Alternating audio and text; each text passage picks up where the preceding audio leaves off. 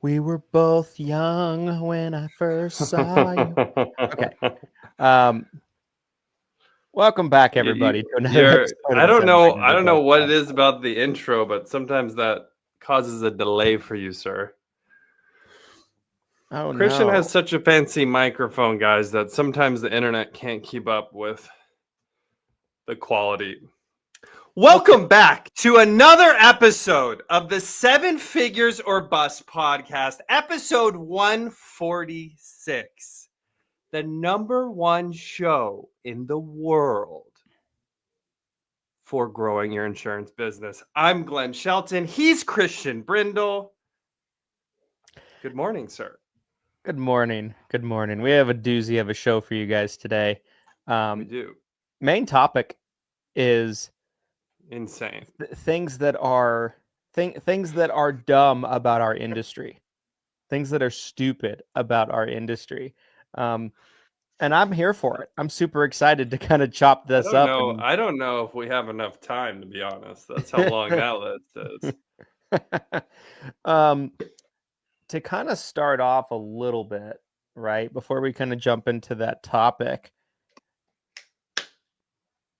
it's interesting to me how close AEP is coming up, right? Don't mean to shamelessly plug, but, it's wild to me that there's still people that haven't registered for this ESI kickoff webinar, AEP kickoff webinar. I mean, you guys are going to want to do that if you haven't already. 100%.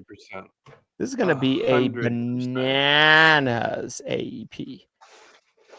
My daughter's been real into watching like Donkey Kong stuff on YouTube. For some reason, she doesn't even know who Donkey Kong is, but she wants to watch Donkey Kong. So he's always he's hitting people with bananas, and he's like, Rawr! And that's how bananas you not being on the AEP ESI kickoff webinar is, right? Agreed. It's mind-boggling. So we're getting close to the AE and the P. You guys need to make sure that you are registered for that webinar if you haven't already. I just felt compelled to say that this morning to start today's show. Guys, Freebie Friday is happening literally today. We have a special Freebie Friday where we are actually going to be asking you for a tiny bit more in order to qualify for the giveaway. So we're going to have a separate post. Not so easy this time. Not so easy. Normally we post the morning of. Little weird this week because we're actually doing a Friday episode, but we're going to have a separate post go up here shortly after this show. It is going to outline these instructions in order to qualify for the giveaway. What we need is a 5-star review on Apple Podcasts. And what you'll have to do is take a screenshot and comment that screenshot on the Friday freebie post. Let's see who can follow the instructions. This means your chance of winning goes way up because I can tell you right now, a lot of you won't follow the instructions. So there's anytime we've done this in the past with things like this, there's always people that post screenshots of like they type out a review but they took a screenshot, but they hadn't hit submit. Like the submit button is still there, which means it wasn't sent, which means we have no proof that you actually sent it. Right. So like you need to actually submit proof. I've had people submit screenshots of just the podcast page with no reviews of anywhere in sight. That won't cut it, right? You have to actually show proof that you left a 5-star review on Apple Podcasts. And it's for a good cause. It will help more people like you find this information who need to hear it desperately. That's right. So, you know those commercials, in the arms of the angels, and there's the dog. The dogs are all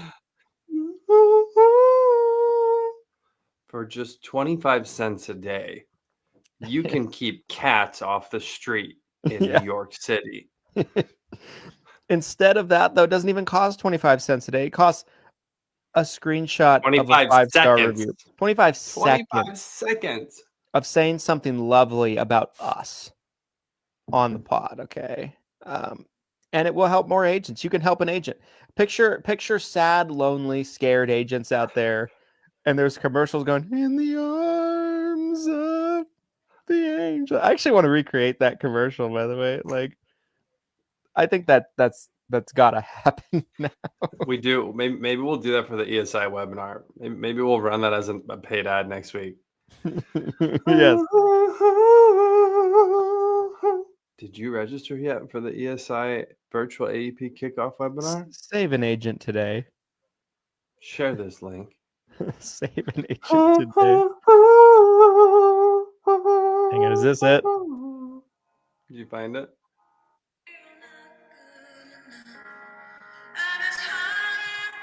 That's it. That's it. Hang on.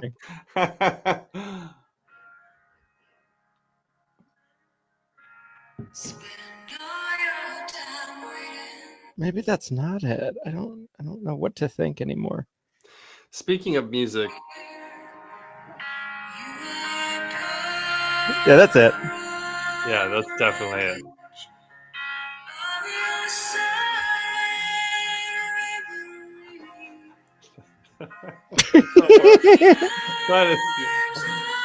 I love how we asked for five. I love how we asked for 5-star reviews and then launched immediately into this. Please leave a 5-star review. Help an agent. Speaking of music, so yesterday we had an incredible cover that was partially created of Usher's "Yeah" by Christian and myself live on the show yesterday. That prompted me to creating an AI song. Tell the people what you thought about the AI song. I thought it was terrific, and I think the world needs to hear it right about it does. now. I'm gonna play. I'll play a little bit right now. I'll post the whole thing in the group. I thought this was a decent rendition. I've been playing around with AI music because I just think it's some of the funniest stuff ever when you just give it like 2 sentences and then it like creates a song. I was gonna play video games with a buddy a couple weekends ago, and he went on a trip, and so I asked it to create a Kendrick Lamar style diss track since he abandoned me, and it was the funniest song ever to have it created. So here you go, guys. This is your AEP Survivor Anthem, brought to you by ChatGPT.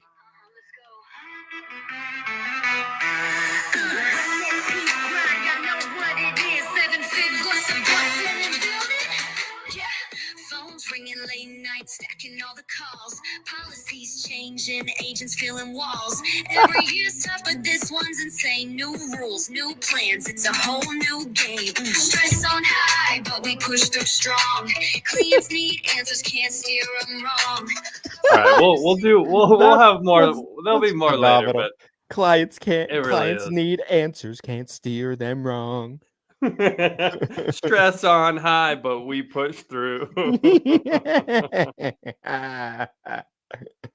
That's lovely. That's an American treasure right there. It is.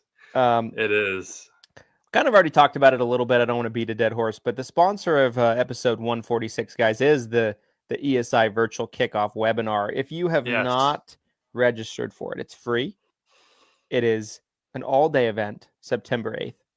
And it will be providing you with a combination of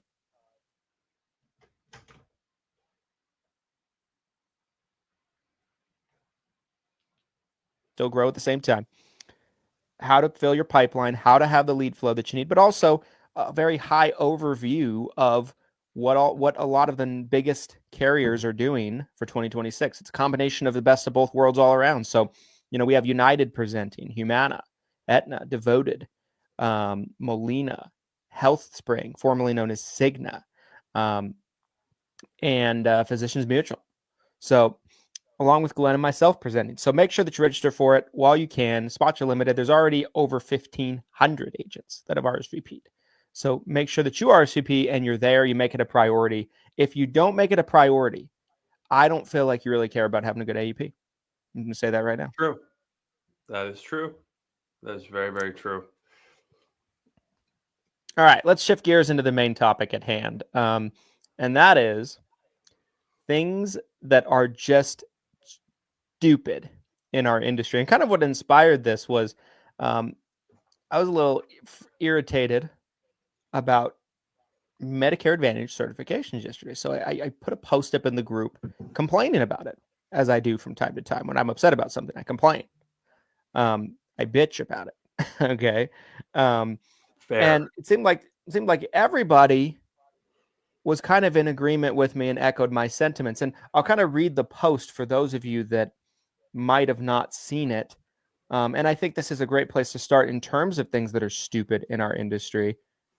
Okay, so when you have 40 plus Medicare Advantage carriers to certify for, the biggest obstacle is not the certification itself, it's figuring out how to do the cert.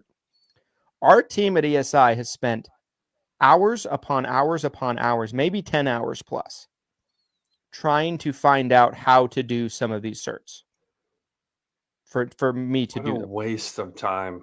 What a colossal waste of time. And this is an annual thing, by the way. This is an annual thing that we go through. And, some people that are watching this be like, well, just bookmark everything. Well, the problem is some of these carriers change their websites every single year. Right. That you do it in. It's not the same process every year. Now, some of them, like the bigger carriers, it is the similar process every year. But like we have 40 plus carriers, guys. We're dealing with like obscure carriers in like bumfuck nowhere sometimes. And so they're carriers that like we don't personally sell. We have them for downline agents, partner agents of ours, contracted agents. And we might only deal with them in that way in a year-to-year basis when we do the certs. It's like the only interaction on their sites that we'll have all year in some cases. And I think there'd be a radical simplification that could be done here. You're just a split second late, by the way. I don't know why. You're just like a half second behind, but I would like to believe, and this is a great entry point into this topic because there is a mountain. There is a mountain of these types of things in the industry that can drive an agent to the loony bin. How Christians manage to stay sane going on 11 years here is beyond me. I don't know, honestly. I mean, we didn't always have 40 plus Medicare Advantage carriers, right? Like, I feel like if you have like 5 or 6 and it's the most common ones, it's not that bad. But some of these, man, it's just ridiculous. Like there's carriers that each and every year our portal is locked when we go to do certs.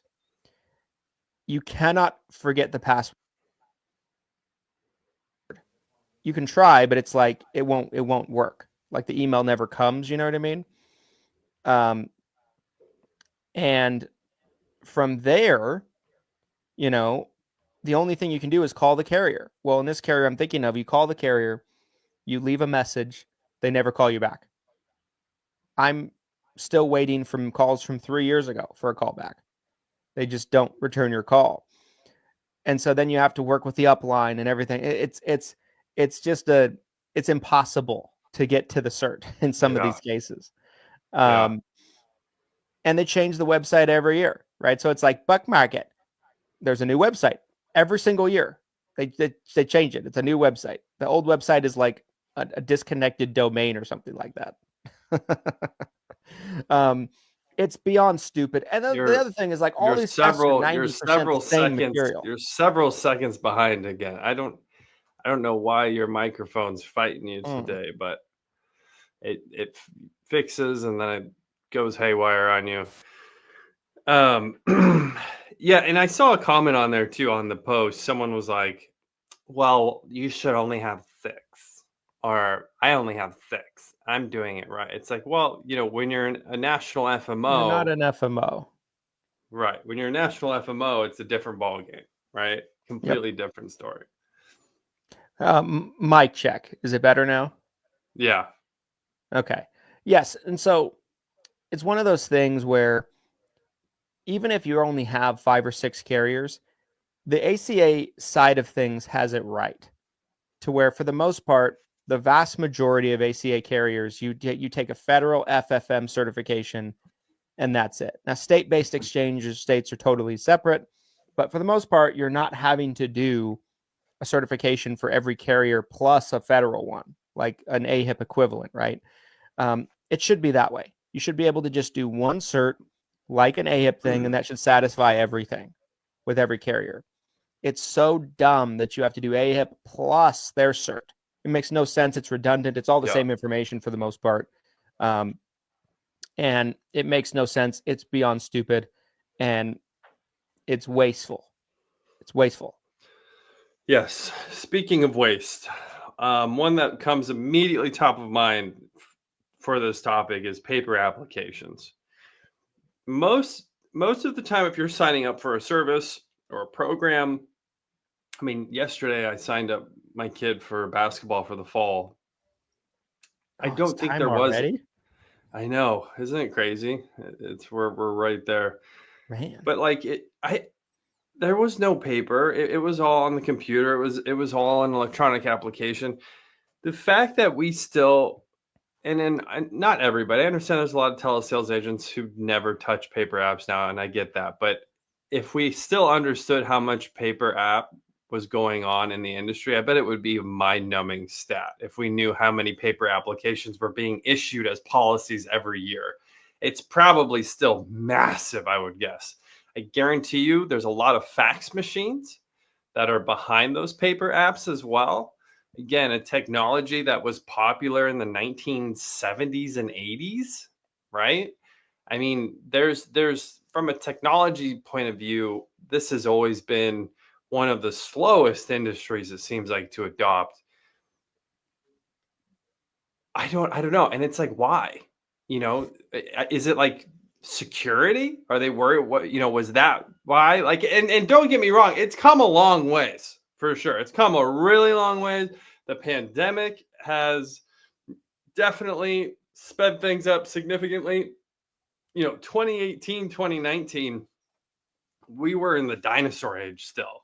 So I think the one positive from COVID is I think it sped up, you know, voice signature and e-applications, where it was like all of a sudden every single carrier realized, oh, we need to be able to do this remotely in order to stay in business. So like it's not what it once was, but it's still a massive part of this industry. Why do you think they've always been so slow to adopt technology? What is that? I think it's the average demographic of who the agent is. Mm. So when I started and when you started, the average Medicare insurance agent was a 59-and-a-half-year-old white man. Yeah. Right? So, and I'm sure that number's gone down today, but there's still a lot of just older folks. Not that there's anything wrong with that, right? Being an older person in the Medicare space selling insurance, but you know, the older the demographic, the harder it is going to be to move away from what they know. And you know, a lot of times, you know, they're more old school. They want to do pen to paper, right? They don't want to do things online. They just want to stick to what they've been doing for 20 years or 30 years, you know. And I think that is a lot of it. Now, part of what caused the Medicare space in particular to be so slow to adopt it is Medicare Advantage plans compliantly weren't able to do electronic enrollments for a really long time. Like when I started, there was not one Medicare Advantage company that I'm aware of that had an e-app. Yeah, that's crazy. That's insane. It was do a paper app or find another career. Those were your choices. So, and I got started in 2014. I feel like Sunfire and Connecture really kind of broke onto the scene 2017, 18, 19, those time frames. So think about how long that even agents that came into the business like me, you know, I came in at 21 and I was taught paper apps, faxing, because that's really what you had to do at that point in time, right? So like that's part of it, I feel like. I think it's for sure. It's this overemphasis on compliance, like the e-app is going to hurt somebody. Or that was the view anyway at that time.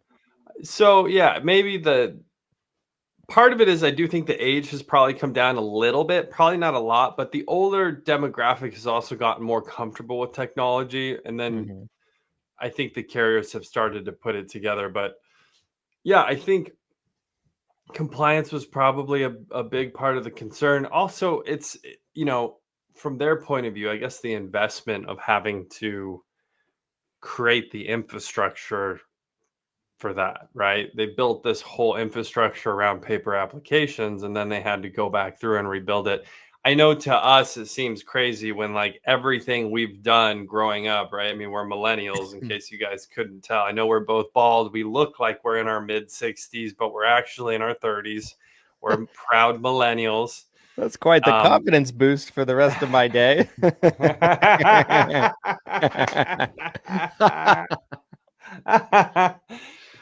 We're used to doing everything with technology. We grew up on computers. We grew up with smartphones. Like we're used to doing everything with technology. So coming into the industry younger, like we are, I think it was almost a little jarring. I mean, I remember being shocked when initially I had to do a ton with fax machines. And the irony was, I think it was eFax. I got an app on my phone so I could take pictures of the paper applications and then eFax. So I'm faxing through the internet to the life insurance carriers to send these applications in because they're accepting them through a fax number. That was my initial experience coming into the industry. So I know, again, we've come a long ways, but that was still, even 10 years ago, that was way behind the times, in my opinion. Something else I want to pivot to that's stupid about our industry, because there's a lot of these, I'm sure, and I want to make sure we hit as many of them as possible as time allows.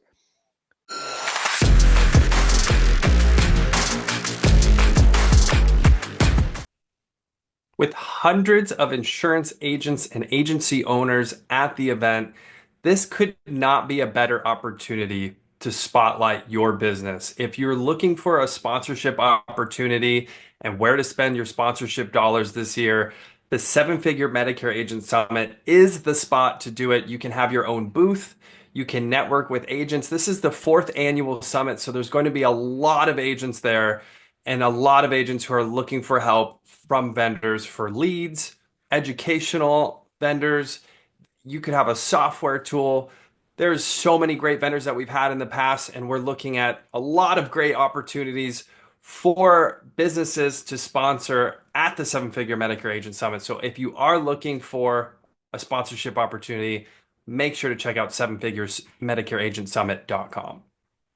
Get your tickets today while they're still available and reach out about sponsorship opportunities.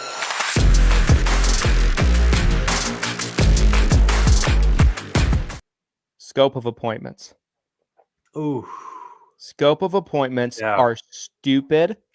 We just get out the CMS compliance book. We're just going to slowly work our one way by one, bullet points. Scope. You can clip this. You can send this to whoever you want. I don't care. Scope of appointments are stupid. They serve no purpose. They help no one. They solve nothing. And they make no sense. And they were clearly drawn up by a stupid pencil-pushing bureaucrat that's never had a real job in their life. They're stupid.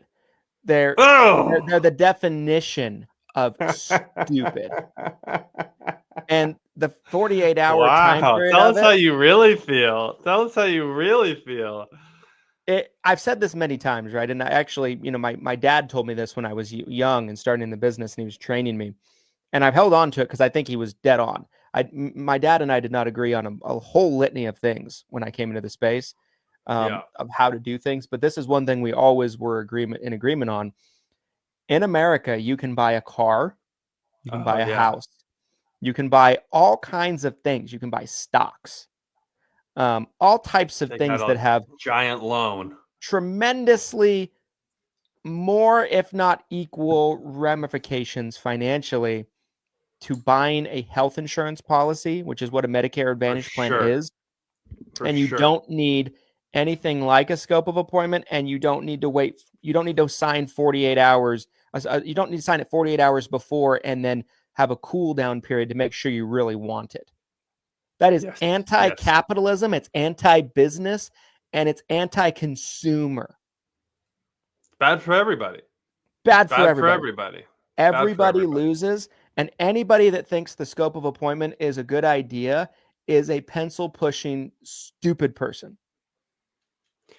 Yeah, the funny part is I remember, so again, I came in, I just said a second ago, I came in on the life side of the business. And I remember when my family member came in and he started doing Medicare way before I ever did.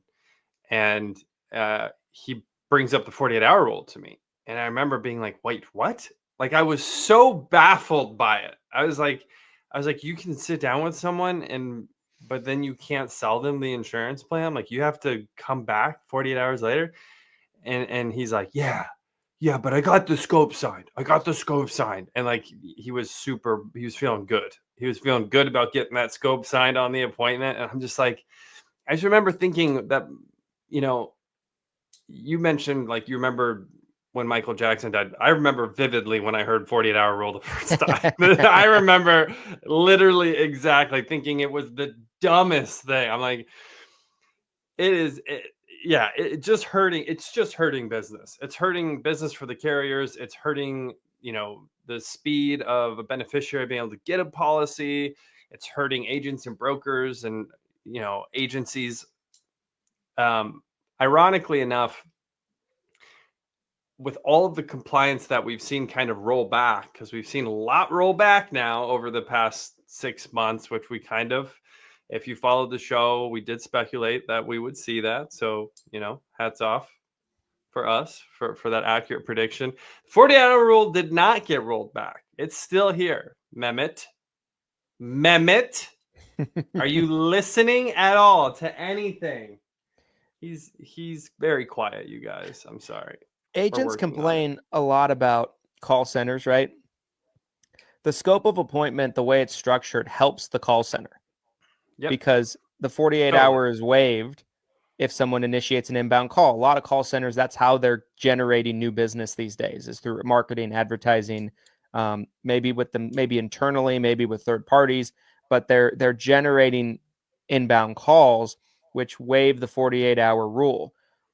There's some independent agents that operate that way, but the vast majority of agents do not, right? The vast majority of agents do business different ways than that, because it's a lot of times complicated and a little bit pricey at times to generate an inbound call. So it's a rule that helps the call centers, but you could make the argument that there were a couple of call centers, 3 or 4 different call centers, that caused so much damage on the compliance side and the customer experience side that they're responsible for all the additional rules that we got hit with the last 3 to 5 years. But the rule that gets put out to police it all helps them and hurts the little guy. Dumb, stupid, wrong. So on the same topic, I think the structure of CMS creating the rules and asking the carriers to enforce the rules, who are directly benefiting from accepting as many applications as possible, that entire structure is so stupid to me. It's the dumbest thing ever. We've talked about it so much on the show, but it's so dumb. Why would CMS not either they themselves enforce these rules, or there's, I think in an ideal world, it's probably a third party, right? Police officers aren't out there writing the rules, they're enforcing the rules, right? So in my mind, and before I even knew how all this worked, if you had asked me, I would have probably guessed there was some type of enforcement from a separate agency, or someone else is coming in and doing an audit on these agencies, these brokerages, the FMOs, like at some level. But no, it's the CMS is creating the rules. They send these vague rules to the insurance carriers. The insurance carriers all kind of define them their own way. Then they're in charge of policing their own downlines, which is a direct conflict to their bottom line. It's pure insanity. that entire structure is just stupid, Mehmet. Stupid. Are you listening? Hello? God, he's the worst. Doesn't talk much, guys. I'm sorry. We're working on it. We really are. What's another thing that's stupid about our industry? I think underwriting can be really stupid sometimes. Mm-hmm. There might be some purists out there who are basically future underwriters themselves, are destined to be an underwriter at a carrier. And for you guys out there, by all means, like, enjoy it. Mazel tov. I hope you have a great underwriting career ahead of you. But the way underwriting works sometimes, where on paper someone might check every box, and I know you've come across this too, where Mm-hmm. you're trying to, this could be, for obviously if it's a guaranteed issue policy with whatever you're writing, you don't really have to deal with this. But for everything else that falls outside guaranteed issue, this could be a fully underwritten med sup. This could be a final expense plan, you know, an ancillary product like cancer insurance, whatever it is, right? You might have something on paper where you're almost certain, like, this person qualifies. Like, we went through everything, and you'll have those situations where you talk to someone, and you're like, are they really being honest with me? Or, something doesn't quite seem right here. That's different. I'm not talking about those. I'm talking about the people where you're like, this person, super clean bill of health. They're healthier than I am, and I can't get them approved for some type of policy for whatever reason, XYZ. Something pops from, they were taking like an SSRI from a decade ago, Mm-hmm. and they declined the policy. Something Yeah. weird like that, where it just doesn't make sense, and they refuse to help you. Again, that's counterintuitive to being business productive. It's anti-capitalist, right? Like, you have someone sitting there, like, you would think it would work the other way, where like the underwriter's calling you up and they're like, hey, this popped up. If you could just get this explained, we're going to issue this policy. But that doesn't happen. You don't have an underwriter like trying to help you get the policy approved. They're just, nope, see ya, Mm-hmm. declined. Oh, and by the way, if they apply with any other carrier, we might blacklist them from everybody. By the Yeah, way. yeah. Yeah, that's a big one. That's definitely a Yeah. big one. I mean, Yeah. and there's a lot of times inconsistencies, right? You can have two situations with two applicants that are very similar in terms of Mm-hmm. the conditions they're dealing with, and it kind of depends on whose desk it lands on. Totally. It One can. might be accepted, one might not. And sometimes these gray areas are based on interpretation, where that underwriter that it's assigned to is judge, jury, and executioner. Totally. AI and automated underwriting that has kind of taken over a lot of these different policies, I think, has Mm-hmm. kind of changed the game a bit. But again, now you're dealing with a situation where the entire human element's been removed, which might sound good, and sometimes it's a good thing.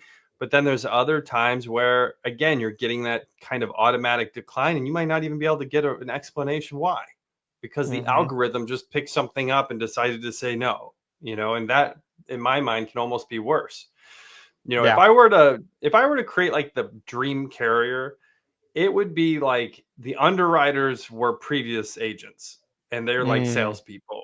They're like salespeople. They're literally like, hey, I understand you're trying to get this approved. Like, let me help you. Like, have you ever encountered an underwriter that fit into that No. mold? No. Yeah.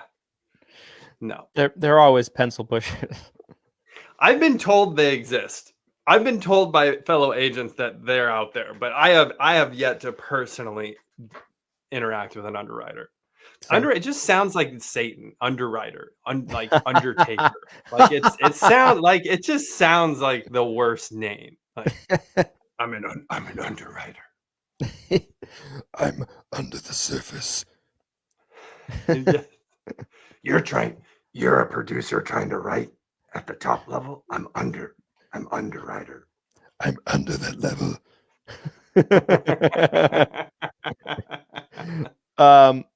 Okay, Well, another thing.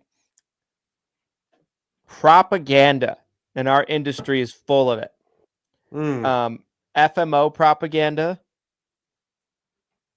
recruiter propaganda, and oh carrier yeah, propaganda. recruit that. Oh, we could do a whole episode on the recruiter propaganda topic for Yes. sure. For sure. When I think about it, I think of like the FMO and the recruiter propaganda is a great one because like what comes to my mind is the fact that almost all of them use the same systems for everything, and they white label them, call them something different, and act like it's their own proprietary thing. You know, like Connecture and Sunfire, for example. How many names does Connecture and Sunfire have across the industry? You know, every So FMO many. is like, it's like powered by your Medicare enrollment tool RX Plus. and you'll click on it. It's like, oh, it's Sunfire. Yeah, it's clearly Sunfire. Like, same with Go High Level. Hey, they pay a lot of money, I'm sure, to be able to say that, though. I know they do. But they're not the only ones. Every FMO in the country is paying that money. Sure. You know? Sure. Yeah. And then the next one is like, your Medicare Guide enrollment tool plus. Medicare Advisor platform online. Plus. It's all plus at the end. It's like Disney Plus. And you click on it, it's like, oh, it's Sunfire. Shocker. It's Sunfire. All the same things. And Go High Level's the same way, right? You know? Yeah. There's new tools coming out from how do I not throw someone under the bus by name? You know, it Agent Salesforce Extreme Plus CRM. And I'm like, oh, it's Go High Level. Oh, Go High Level pushed an update. Yes. They're like, there's a new update on Senior Agent Advisor Excel Plus CRM. I'm like, oh, it's Go High Level. Go High Level pushed an update. Every single Go High Level has this. Yes. Yeah, that's a very common one. Here's another one I was thinking of is quoting. The idea that you could have a product where, depending on geographically where someone lives, you know, and something I feel like with like car insurance, it makes more sense to me because geographically maybe it's like there's more accidents happening. But, you know, the fact that health insurance, you would think those types of variables wouldn't be as involved. And I think life insurance was the same way too. You know, they're taking these actuary numbers of geographically. It should be the same cost for the same age, for the same product, no matter where someone lives. But that's not the case. You know, you'll see geographical changes based on the product or the carrier. Not every, you know, I'm sure there's the big variance here, but, you know, I'd like to think quoting could be more standardized across carriers. Can I play devil's advocate on that one? Do it. So I agree, and I understand what you're saying. I do think a lot of it is similar though to car insurance. Like car insurance rates vary. Why? Because drivers are different in different places. Right. You know, like drivers in California are insane and they like to crash into each other more than other places. You know, super racist, but okay, continue. Racist.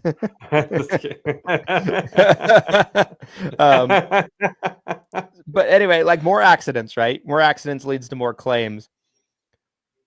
With health insurance companies, it's like average health, safety, right? Like crime, violent crimes, all of that stuff ties to their claims and everything like that. How much they have to spend to contract with the various providers in that place is going to vary and things like that. So that one I understand a little bit more, right? Because like I understand like the cost of doing business changes depending on where you're at. I guess even in the same state sometimes.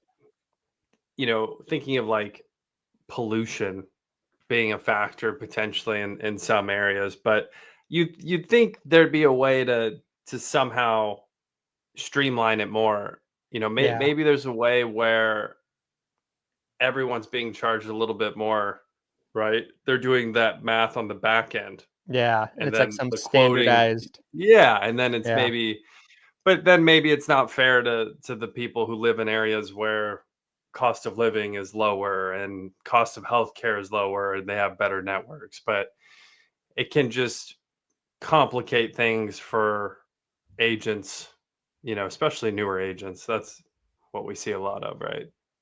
Trying to figure it out. I think that's a great point. Makes it harder to do business in various places. If you live in a state that has a massive amount of people, like California, Florida, Texas, you have a zillion plans because you have all the different counties and everything. That's another great one too. The quantity of some of these plans, which we've talked about. Yes, that's insanity. Which is getting better. They're consolidating plans, this AEP and things like that. But yes, that is a dumb thing. Another dumb one I thought of was the fact that there's a final rule every year. It's supposed to be final. This is a CMS hot take. CMS hot take episode. It's supposed to be final. Why is it not final? How come like 4 months later you're working on the next final rule? Yeah. But it's final. It's not final. It's not final. Unfinal final rule. Makes no sense. What else can we squeeze in here of dumb things in our industry? I got one, but I do know the answer to it in terms of why it's this way. How much power your upline has over you to release your contracts. Yeah. Things like that. Yeah. I was kind of thinking the same, it kind of ties into the recruiting side of it too. Is just the MLM style that some of these businesses are able to take and get away with. Mm-hmm. This kind of all ties together is the power of the upline, the recruiter propaganda, the fact that they can essentially sign you up. Someone can sign you up to sell insurance and they've never sold a single policy before. And then they can earn an override on you and provide you no resources, right? Like that's crazy. Like what other business is that able to happen? And it happens so widely, right? Like that happens every day in our industry. Every day someone gets signed up to sell insurance by someone who's never sold a policy, which, by the way, I saw someone the other day, and this is someone that you and I both know. They put a video out and they were telling a group of agents, big room full of agents, they were saying, you don't need to be a good salesman to recruit. It was basically the pitch to the room was basically just start recruiting, right? Like you don't need to figure out how to produce. And I'm just so against that. I really am. Like, I'm not saying you have to be the number one producer to start recruiting, but you should at least have your sea legs. Like you should at least have successfully sold insurance for a certain amount of time. I'm not here to say what that time length is, but it's crazy to me that message gets pumped to the masses. Yeah, that's sickening to me. Yeah. That's so gross. And I've gone to war with various people over the years that is their business model. They can't sell, don't know how to sell, never sold, and their advice shows. By the way, the information that they put out there is like, oh, that's horrible advice. That will never work for anyone. Yes. And that might be the most triggering one on this list to me. To be honest with you. I don't know. I think the CMS 48-hour rule has to. If we had to rank these to wrap up, maybe we'll do a quick rank to wrap up today's episode. Yeah, for final thoughts. Let's do it. Yeah. So I'll tell you, my number one would have to be 48-hour rule. It just has to be. Of all the things we talked, and there's a lot of things that some are smaller things, some are bigger things, but the 48-hour rule of all the stupid things in our industry, it's just pure insanity. Like at least when you get recruited by someone who's just spouting propaganda, who won't give you any resources, who's never sold a policy before, at least there's like consent. Like you're choosing to get recruited by that person. We didn't consent to the 48-hour rule. Like none of us were like, can we please have the 48-hour rule to protect from it? Like nobody wants this. Nobody wants this, Mehmet. Nobody. That would be my number one. I would agree. Number two would probably be the recruiting, though. If I had to Yeah. pick a number two. Well, what's your top two from today's episode? My top two would mirror your top two. I think the 48-hour rule is clearly number one. It's got to be. I think the recruiting aspect of it, where anybody can post on social media and recruit. You know, like I just got my license yesterday and joined my downline. I'm like, what? Like, I'll see this all the time. I'll be like, this person? And yeah, that's triggering to me. I think there almost should be some kind of like, you know, like you need to pass like competency tests and cognitive tests for certain things, certain careers and things like that. You should have to go through some type of like insurance industry sales competency test that I put together. What if we put together? What if it was even simpler than that? What if it was like your license just had to at least be active for like a year or two? You know, like what if there was some simple rule in place where it's just like, if your license has been active for less than 12 months, like you are not allowed to have a downline, period. Like that should be a federal rule. That should be something that every carrier has to adhere to. You know, it's like, oh, sorry, we can't pay you overrides because your insurance license has literally barely been active for 4 weeks. Some carriers have proof of production for higher contract levels, for med sup, for final expense, things like that. Yes. What if you had proof of production you had to meet to be able to recruit? Too. I love that idea. Minimum lifetime, like a minimum lifetime number, you know. Our carrier partners, call me. Let's talk about this.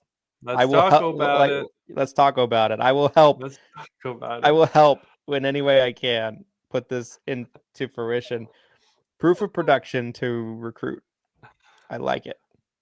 Imagine how many recruiters would disappear overnight if something like that. All of a sudden that rule passes. Everyone's like, where did 80% of the recruiters go? Everyone's like looking around. It's like all these posts about, I just wrote 10,000 apps last year. Where did they go? Our industry. I love it. I know we're basically there at the end of the show time. So, guys, if you made it all the way to the end, we certainly appreciate your support. Whatever platform you might be listening to us on, whether it be live or on the pre-recorded, whether it be video, whether it be audio.